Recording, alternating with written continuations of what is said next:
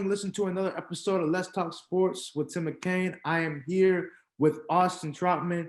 He had an amazing performance at Ultimate Battlegrounds 5, and he also is a business owner. He's somebody who was a great wrestler at Appalachian State. How you doing today, sir? I'm doing great, man. I'm doing great. It's typical Wednesday, man. Just getting it in, training, working. Nothing's changed. Yes, sir. Nothing's changed. Okay. So I actually asked you this question already, but I'm gonna ask again. Where did that savage? Because like when you go into the octagon, for one, everybody knows your name.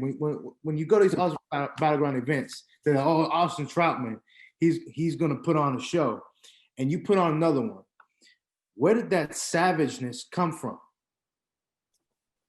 I, to be honest, I'm not really sure where it came from. It's more of an idea of if it's not me doing it, it's going to happen to me. So I love being friendly. I mean, it's almost to a fault. Like I can't take serious pictures. I'm always smiling, whatever. But for that 15-minute window, that you got to kind of cut it out. I respect the competition, and that's what it takes to win. I like the word savage. If you got to be savage, we're going in a sport that someone's trying to punch you, so you kind of got to put that attitude on and act like you're the baddest person in the room. So in a sense, it's kind of a show. It's kind of all right, I'm gonna act big and bad for 15 minutes, and then when it's done, then I can shake your hand and we can go to church the next day. Respect. So when did your love for the fight game begin? So I've always kind of respected the fight or the grind, if you will. I've always had respect for that.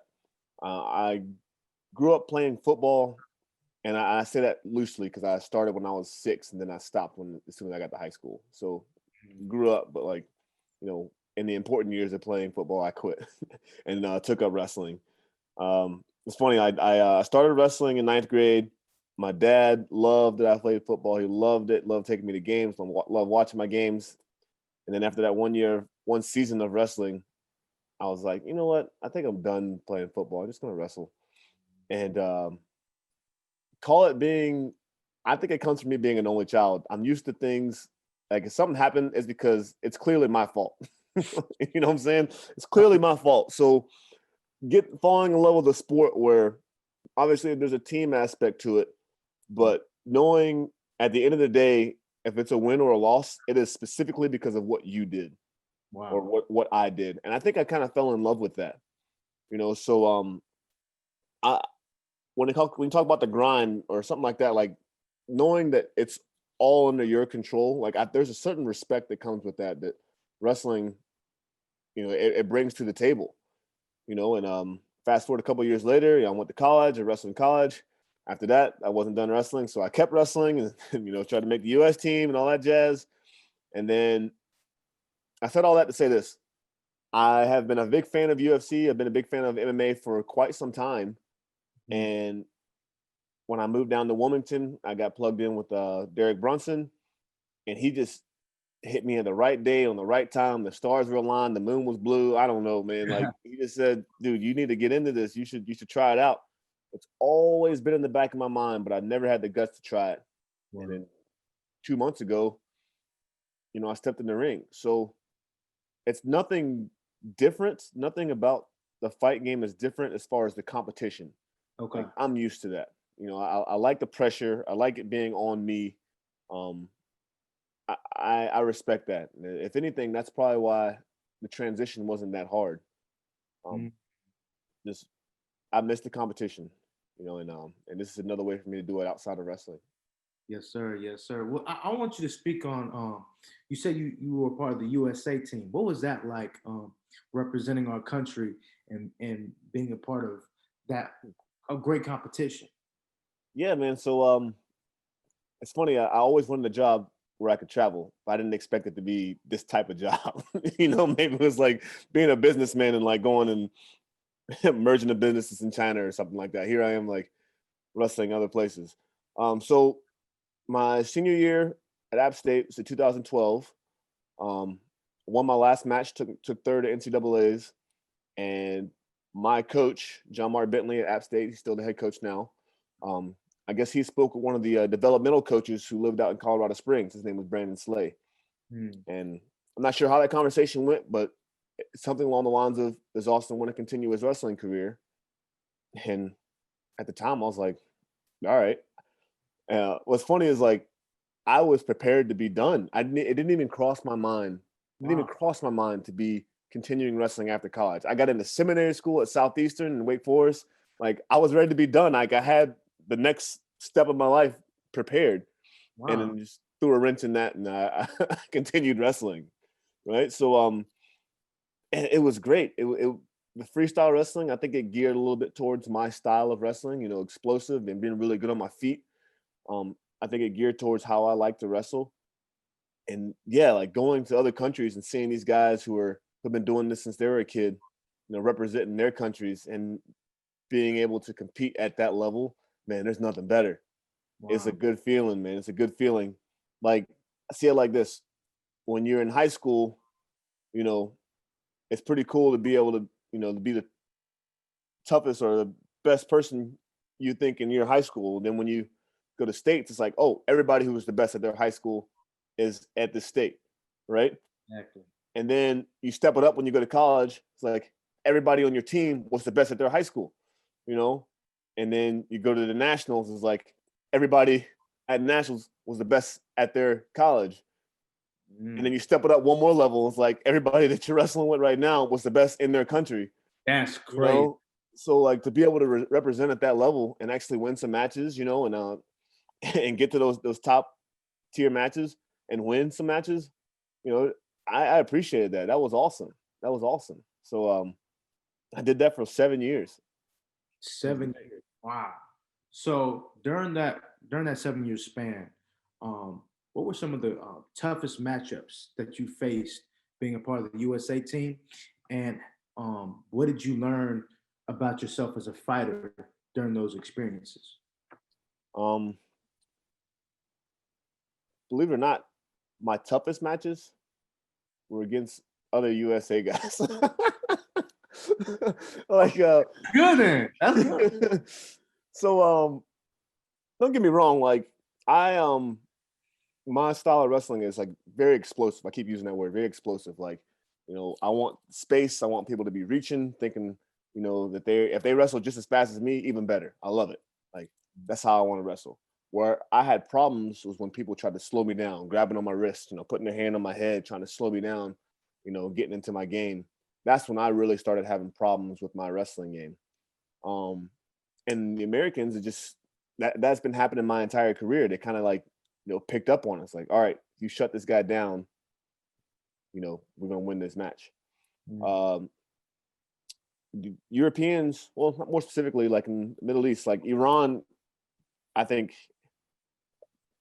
behind, you know, the Americans, the best country for wrestling. I mean, just Okay. going to Iran as a wrestler, it's incredible. It's incredible. Like, I'd put it as being an NBA player here. Like, everybody just kind of knows who you are. Like, Okay. I remember one time competing at the Clubs Cup in Iran, and like getting off the bus, people are like taking pictures and like trying to hand you babies to take pictures of you and stuff. It's like, I'm a wrestler, dude. Like, doesn't happen in the US. This is insane. So, like, to see how people treat you as a wrestler, man, it's crazy. But back to your question, man. The toughest competition I believe I had was just like at the World Team Trials. Like, wrestling other Americans was pretty tough. And then other than that, some of the Iranians were super tough. And then obviously the Russians, man. Oh yeah. You'd be wrestling bears all the time. It's a different breed. That's dope. That's dope. So take us back to that because you said that they kind of treated you like a celebrity. So what was that like?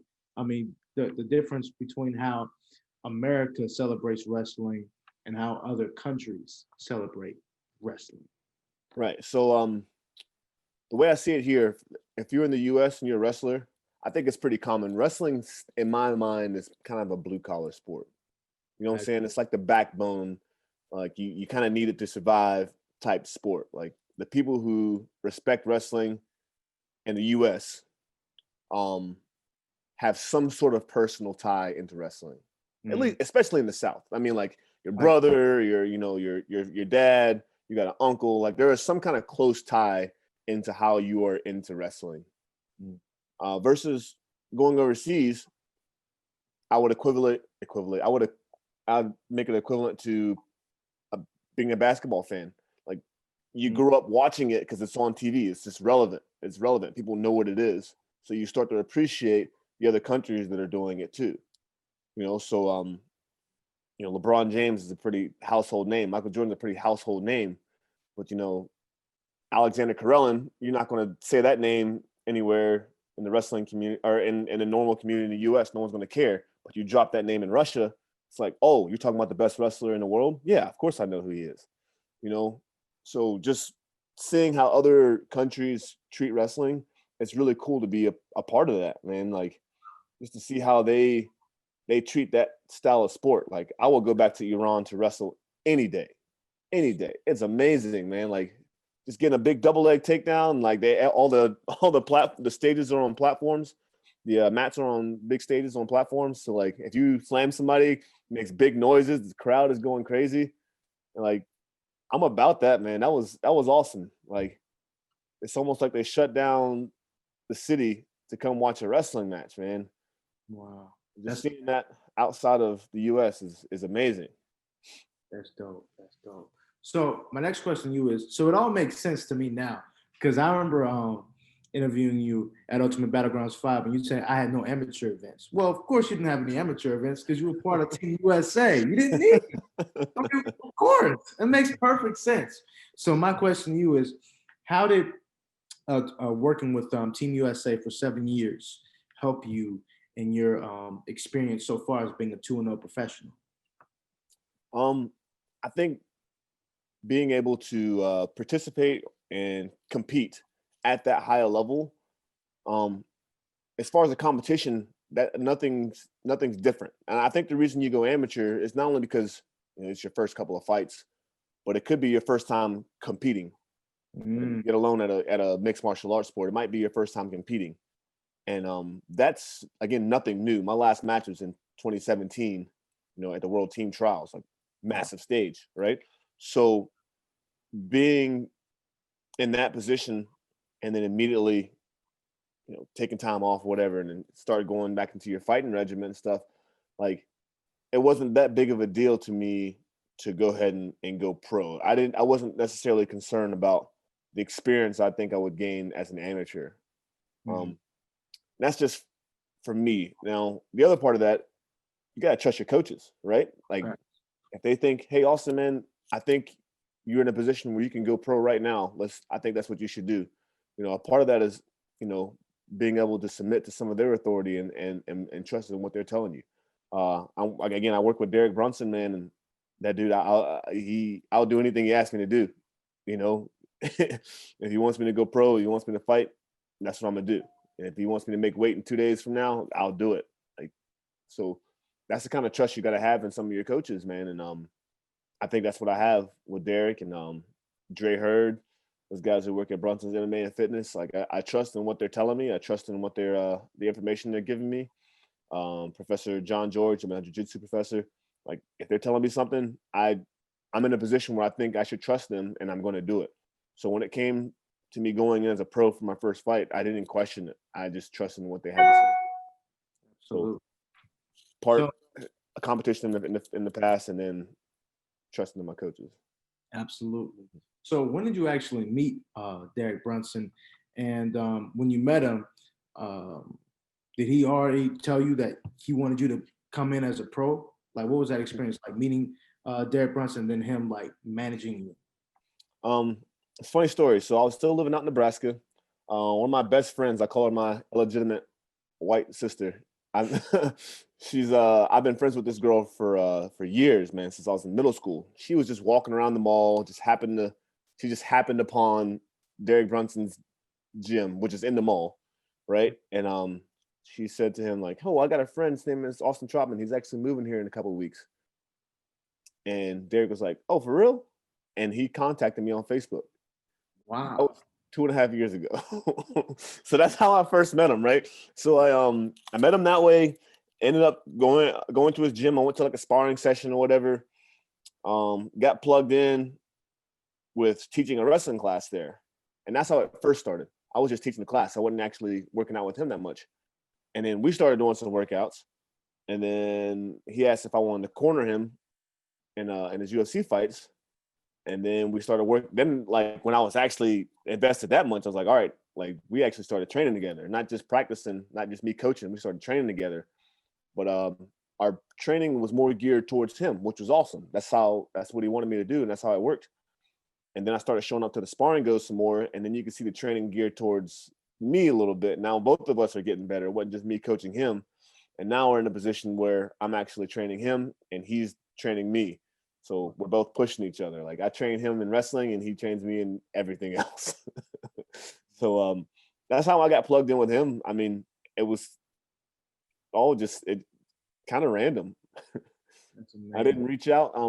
So my fiance and I were, I told her before I moved down here, I was like, man, I've been involved in wrestling for so long. I'm not really concerned about reaching out to anyone to see if I'm, going to get involved in wrestling. I'm just convinced that it is going to happen.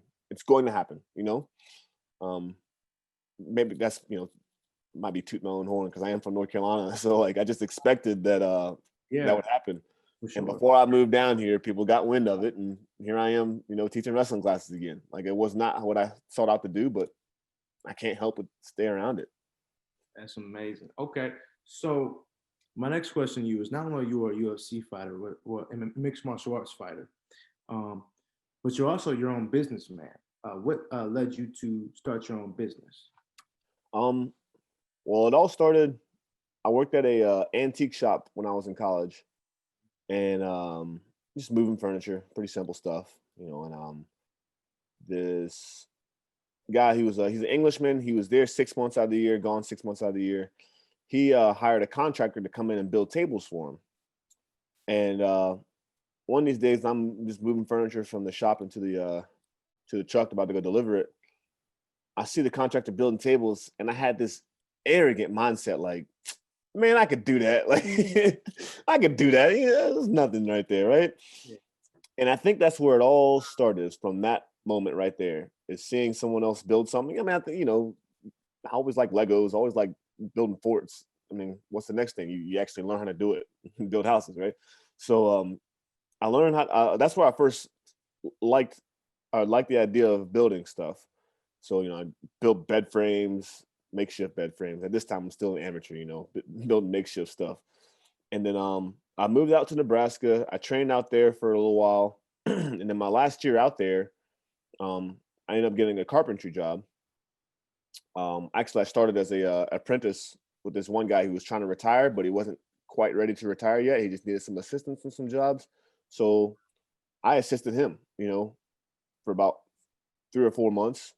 And then when I stopped wrestling, I got a job at a carpentry place. It's called Carlson Projects. They're still a company out in Lincoln, Nebraska.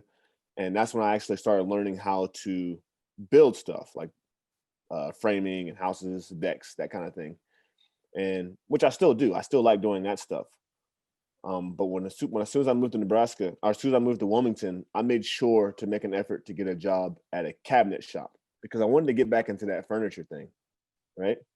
So before I moved down there, I started an LLC, like still not knowing what the heck I'm doing with the carpentry stuff.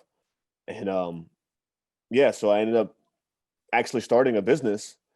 But then I came down here and I started working for this company. I worked with a company called the Artisan Studio, and man, that was the best thing that could have happened.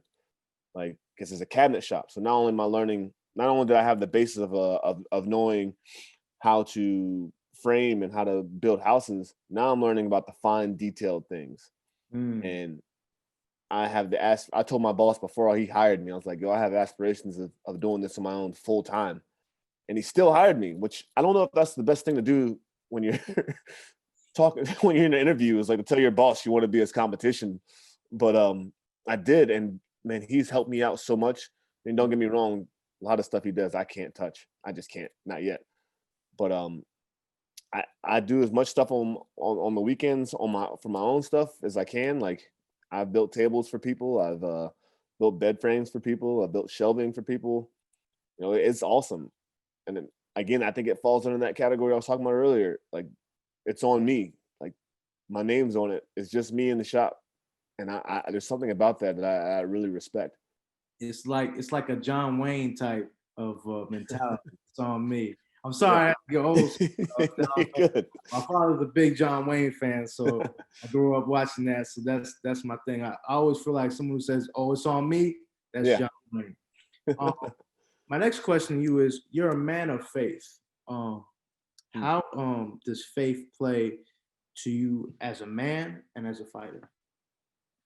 Man, well, as a man, I just so there's just to be clear up everything. I do call myself a Christian, or whatever title, whatever that means to anybody. You know, I'm a follower of Jesus. I think he was a real person.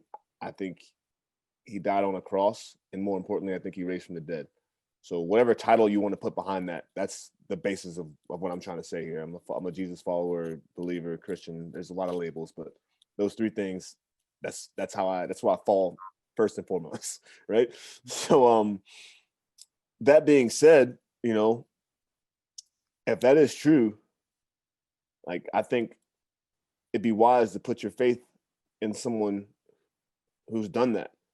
Mm, And what I mean by that is, if this person was a great teacher, if he had some off the wall things to say, if you rose from the dead, I'm just gonna listen to what you have to say. That's just how I roll, man. Like, and I really believe it. I really believe the things that he had to say. Um, so as that plays, how that plays in my life, man, it really shows it forces me to be a little bit more respectful than I want to people sometimes. You mm, know, you can take that however you want. Like, there's been plenty of times where if I was acting on my own, and like on what I want to do, you know, I probably wouldn't be the nicest person you think you see every day. But knowing that that person isn't also an image bearer, you know, and if God was willing to sacrifice himself for me, like, maybe he's willing to do that for someone else. And mm, when you start having that aspect, that mindset, when you look at other people, you know, I think it really changes the perspective on how you talk to others and how you treat others. You know, so I think that's really changed how I talk to people, how I act around people, and it's changed my life. More importantly, it's changed how I act in general. You know, mm. dying to myself every day, knowing that I don't deserve the life I have. Not one bit do I deserve it, and God still decided to die for me. Man, I gotta have respect behind that. Um, as far as how it relates to my fighting, um, life's a fight, man. You gotta fight for what you want. I think I think I'm slowly being put in a position where I can tell others about that. I Mm, mean, I've never really been one for posting. Maybe when I was just becoming a Christian, a spiritual baby, if you will, uh, posting cool Christian catchphrases, and really showing out on my social media, what it is I believe. But I guarantee if you talk to any one of my friends or someone who I've had a conversation with, I think it's very clear what it is that I believe. And I think fighting is just another platform in which I can spread that message. good. That's good. Um, So, Austin, what are your three personal keys to success? And secondly, what would you tell a kid who wanted to follow his or her dreams like you did? hmm, Three keys to success. Oh my goodness. Kind of putting somebody on the spot here. A little bit, a little bit.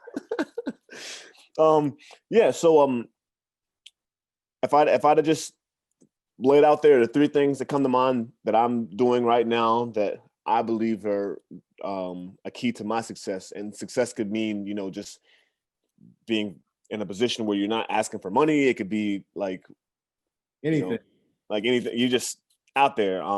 Not to be cliche or anything, but I think it's important that I have a walk with Jesus.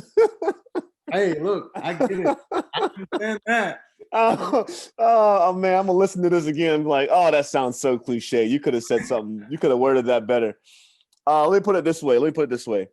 Um, I think my first and most important priority every single day is to have some sort of quiet time or prayer or reading of the Bible or something of that nature.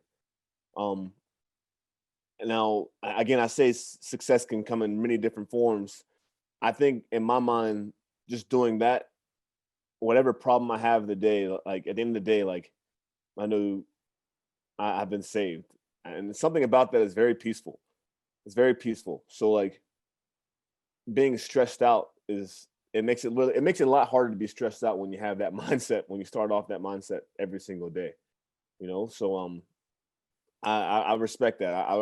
I think it's really important to have the mindset that like, yo, man, at the end of the day, someone out there loves you. In fact, they're willing to die for you. I Mm, think if you want to be successful in any way, shape, or form, I think having that mindset is going to be extremely helpful. That's number one. Number two, find you some support, accountability, uh, friends, family, uh, girlfriend, fiance, wife.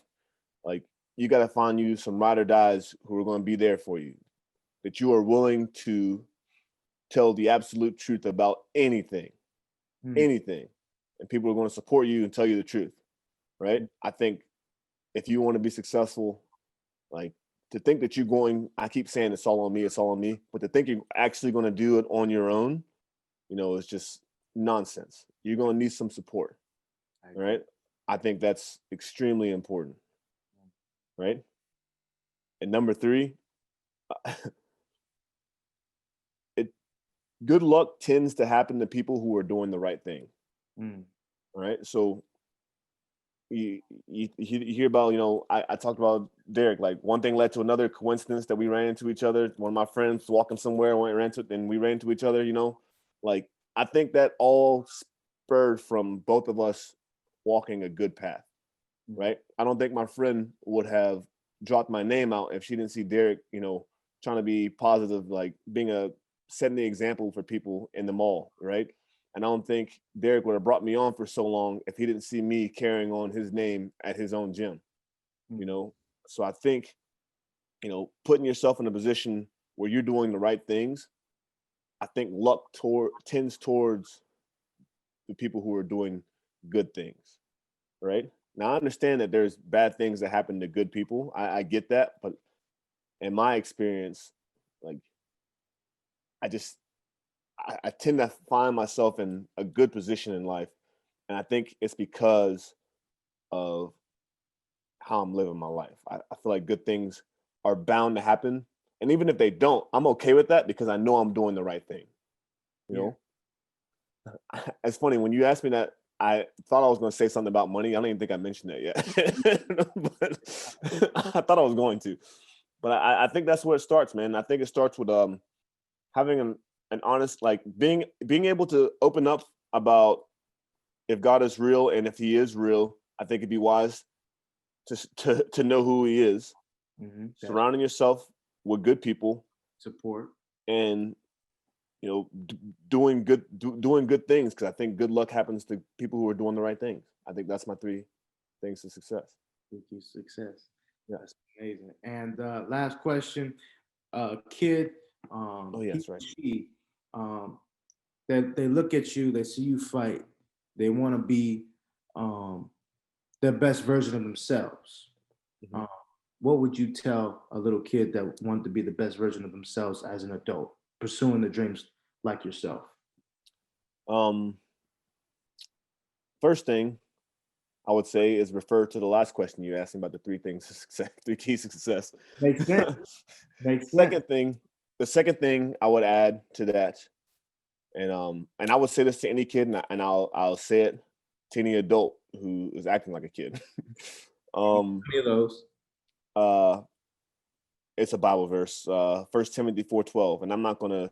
I don't know if I know the exact verse from verse to verse, but I'll tell you what it basically says is, do not let anyone despise you because of your youth. Right? You are supposed to be the one who's setting the example. Hmm. Right?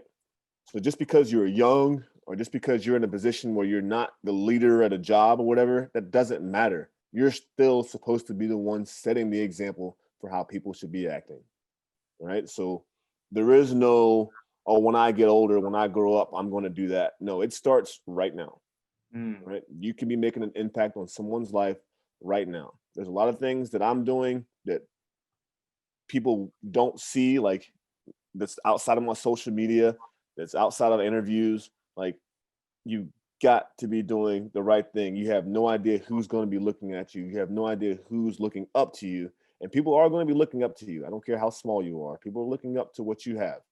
All right. So you've been put in a position to be a leader. All right. Everyone has. Everyone will be. Now, what you do with that is on you. So set the example now. Just because you're young, that's not a good excuse. Set the example now. That's what I would say. That's amazing. I like that one.